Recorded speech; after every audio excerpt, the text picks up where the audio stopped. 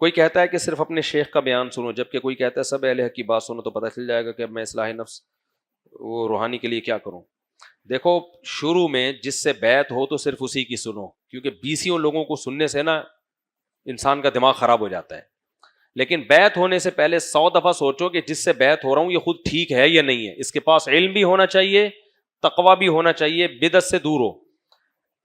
تو پھر اس کے ہاتھ میں بیعت ہو جاؤ اور پھر ایک طویل عرصے تک صرف اسی کی سنو، کیونکہ دائیں بائیں ہر ایک کو سن کے نا علم ہوتا نہیں ہے، تو سوائے کنفیوژن کے کچھ بھی حاصل نہیں ہوتا۔ یہ جو کہتے ہیں نا ہم ہر ایک کو سنتے ہیں تو یہ پاگل ہو جاتے ہیں تھوڑے دنوں میں۔ پہلے پراپر جو علماء ہیں جن کے پاس اللہ نے علم دیا ہے، جو تواتر سے چلتا ہوا آ رہا ہے، پہلے بیسک تو اپنی مضبوط کر لو نا، اس کے بعد جا کے آپ پھر سنو ہر ایک کو، پھر بعد میں ہر ایک کو سنو، لیکن پہلے آپ کی بیس کیا ہو جانی چاہیے؟ مضبوط ہو جانی چاہیے، اس کے بعد آپ پھر ہر ایک کو سنو،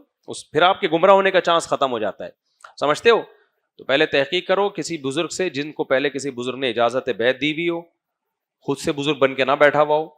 تو پہلے کئی دفعہ ان کی مجلسوں میں جاؤ، خوب غور و فکر کر کے جب آپ کو یقین ہو گیا کہ بھائی یہ صحیح لوگ ہیں، پھر بیعت ہو جاؤ، اور پھر ان کے علاوہ علمی بیان تو کسی کا بھی سن سکتے ہو، میں اصلاحی بیان کی بات کر رہا ہوں، مسائل کا جو علم ہے نا قرآن و سنت وہ تو علماء جہاں بھی ملے ان سے لو علم، میں بات کر رہا ہوں اصلاح کی، اصلاحی بیان پھر صرف انہی کا سننا چاہیے۔ سمجھتے ہو؟ دوسرا، ہر انسان کو ہر عالم بزرگ سے مناسبت نہیں ہوتی، تو کیسے پتہ چلے گا کہ کون سا عالم سے اصلاحی تعلق قائم کریں؟ بھائی یہ بات بھی درست ہے کہ ہر انسان کو ہر ایک سے فائدہ نہیں ہوتا، تو اس کا طریقہ یہ ہے کہ ہر ایک کی مجلس میں بیٹھ کے دیکھو کہ فائدہ کس سے ہو رہا ہے، مناسبت کس سے ہو رہی ہے، تو وہاں سے پھر بیعت ہو جاؤ۔ سمجھتے ہو؟ مختلف بزرگوں کی محفلوں میں بیٹھ کے دیکھو، تو جس سے آپ کو لگے کہ مجھے اس سے زیادہ فائدہ ہو سکتا ہے پھر اس سے تعلق قائم کرو۔